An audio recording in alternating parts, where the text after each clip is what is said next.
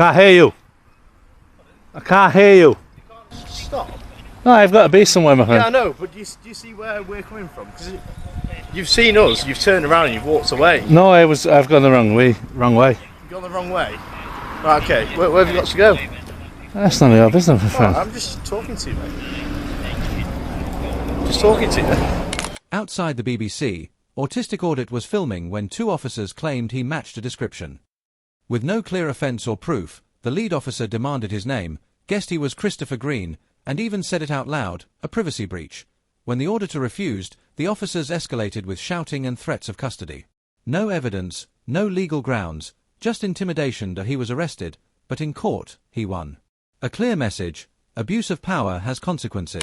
What's your name, mate? Sorry? What's your name? I can't hear you. What's your name? Why? I'm just wondering. I can't tell you. Right, no worries, mate. Have a nice day. Alright. Have a nice day. Pardon? I just said I've gone the wrong way, you know. Right, okay. Right, do you Are understand why? Are you looking for somewhere what we can help you with? No, thank you, no. Do you see though why we've come round here? It's just because obviously when you've gone round the corner, you've seen us. And it's like you've walked in the hole. No, basically what it is, I went down that street and I realised I'm in the wrong road. Right, okay. Yes. What road is it you're looking for? I can't tell you. Why? It's private. Right, listen, mate.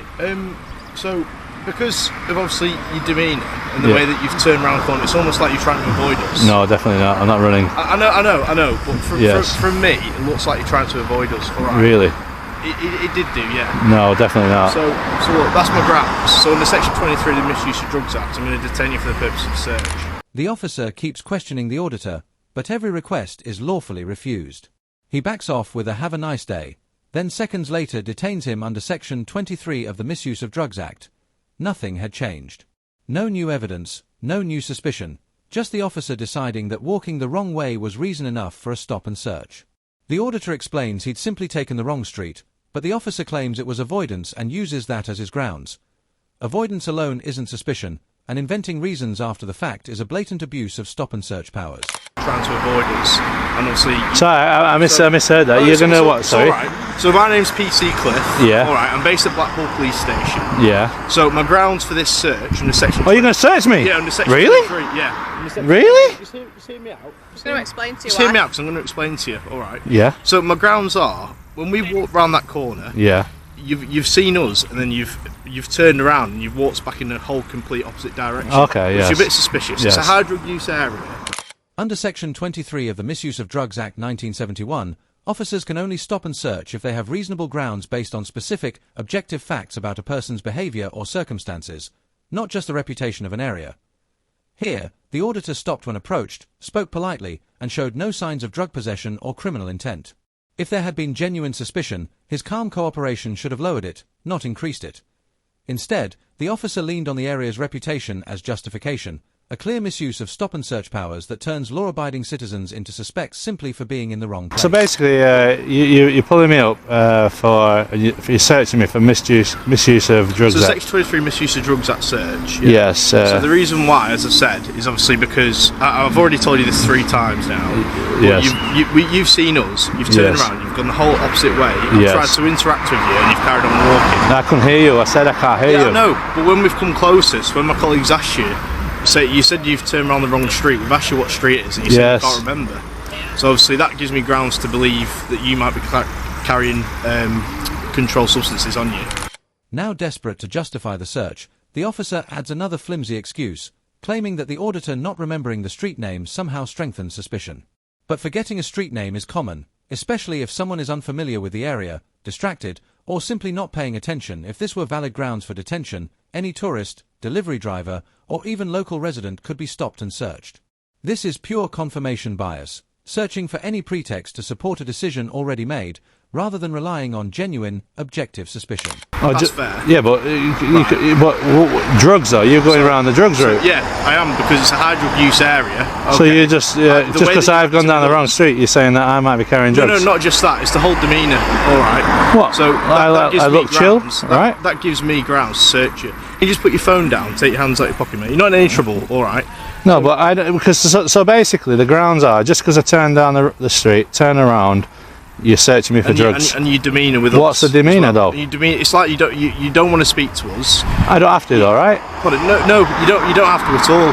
But you're actively trying to avoid us. You've seen. No, I didn't. Because I told you why I turn around. I've gone down the wrong street, right? I know, but then when it's a dead end, right? Is that a dead end? Listen, listen, mate. Don't give it that. In another flimsy attempt to justify the search, the officer points to the auditor's demeanour, then admits the only issue is that you don't want to speak to us. The auditor immediately replies, "I don't have to, right," and the officer agrees. That admission alone destroys the claim, because refusing to engage isn't grounds for a search. The officer then doubles down, alleging the auditor was actively avoiding them. The auditor explains he simply walked down a dead-end street and turned around, a perfectly normal action. Instead of responding professionally, the officer resorts to petty mockery, shaking his head in an exaggerated no like a schoolyard bully. It's a revealing glimpse of how some officers react when they've lost the argument but can't admit it. Right, let's go back to basics. What's your call number? 5379. And where are you based? I've done Go Wiser with. Where are you based? So my name's PC 5379 Cliff. I'm based at Blackpool Police Station. Yes. All right. I've given my grounds to search 3 times now. And you've said just because I went down the street and turned around when I seen you, that's grounds for a drug search. Not just that. We're going in circles now. We're not going in circles. I want to establish these grounds. Right, I'm going to search. Oh, you can search. Have you got anything on your Nothing, honestly. Nothing. I can tell you, I've no sharps, nothing. It's fine. Yeah. Don't worry. Can you give me a copy of the search today? By all means, I think I've got a printer in my car. So yeah. Well, you can go to the station. It'll be ready for you. I don't do drugs, my friend. I know, that's fine, mate. These grounds seem funny just for turning down the street and then realising... Just because it's quite a high profile area here for drug using and... I don't take drugs, honest. This exchange exposes the flaw in the officer's logic. Simply being in a high drug use area does not make someone a suspect. Under Section 23 of the Misuse of Drugs Act 1971, police may have grounds to stop and search if there are clear, objective indicators. For example, witnessing an exchange of small packages for money, frequenting known dealing spots, interacting with known offenders, or acting evasively in a way that cannot be explained by something as simple as changing direction. None of those factors applied here. I don't accept. I'm going to put these on the floor so I don't. Tell you what, I'll put them back. Yeah, but I don't expect to be turned over just because the area is that way. No, I know, but because it's a high crime drug area and they do quite a lot of drug dealing in this area. Yeah. We've seen you, you've seen us, you've actively turned away from us. We've tried to stop you 3 times and you carried on walking in. No, I said I can't hear you. Which is fair enough, but we shouted you several times. If you've not got anything on you, that's absolutely fine. But I say you're not in any trouble. No, but this search is going against my. Like you just touched my buttock, right? I'm searching you. Yeah, but I don't want you to touch my buttock. Right, have you got anything in your back pockets? Nothing whatsoever. Right. I'd have emptied my pockets for you. That's fine. Right, that search is negative. Yeah. Right, so you're now free to go. Objective facts about a person's behaviour or circumstances, not just the reputation of an area. Here, the auditor stopped when approached, spoke politely, and showed no signs of drug possession or criminal intent. If there had been genuine suspicion, his calm cooperation should have lowered it, not increased it. Instead, the officer leaned on the area's reputation as justification, a clear misuse of stop-and-search powers that turns law-abiding citizens into suspects simply for being in the wrong place. Yeah. So, as I say, I can get a printer from my car if you want, and I'll give you a copy now. Okay, I do like a copy of the search, my friend, yeah. Not a problem. Because I don't think the grounds was right then what you just did. That's fair enough, that's fair. I've told you my grounds. From where it looks, obviously you met eye contact with us twice, and each time you've walked in an opposite direction. But I don't trust police, my friend, and you've given me a reason why I can't, because basically what that tells me is I can't change direction in the street without being detained and searched. You could have stopped me and said, "Hey, it looks like you're evading my thingy." I stopped when you come and I so therefore, where's the drugs coming to that? Now desperate to justify the search, the officer adds another flimsy excuse, claiming that the auditor not remembering the street name somehow strengthens suspicion.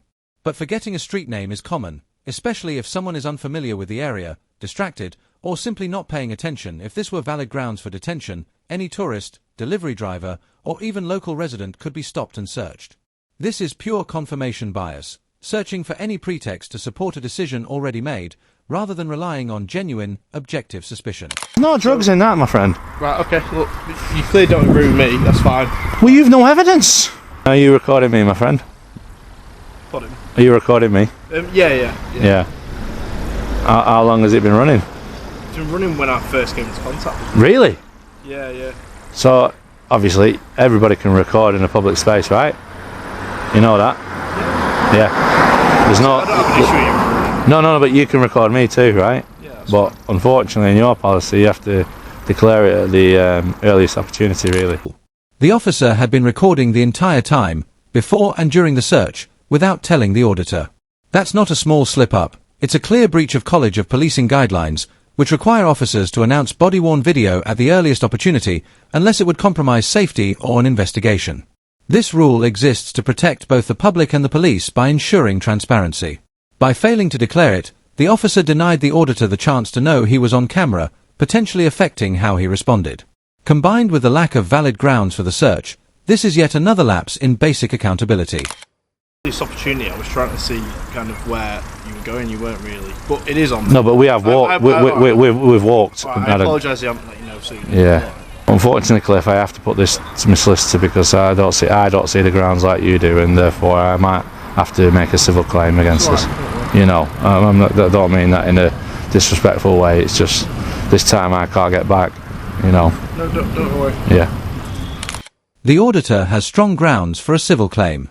Under Section 23 of the Misuse of Drugs Act 1971 and PACE, a stop and search requires clear, evidence-based suspicion, not vague assumptions about location, a forgotten street name, or walking in a certain direction.